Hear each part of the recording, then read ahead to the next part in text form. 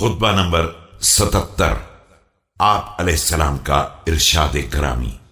जब सईद इब्नुल आस ने आप अलैहिस्सलाम को आपके हक से महरूम कर दिया।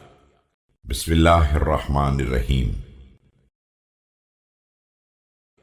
ये बनी उमैया मुझे मीरास पैगंबर को भी थोड़ा थोड़ा करके दे रहे हैं। हालांकि अगर मैं जिंदा रह गया तो इस तरह झाड़ कर फेंक दूंगा जिस तरह कस्साब गोश्त के टुकड़े से मिट्टी को झाड़ देता है।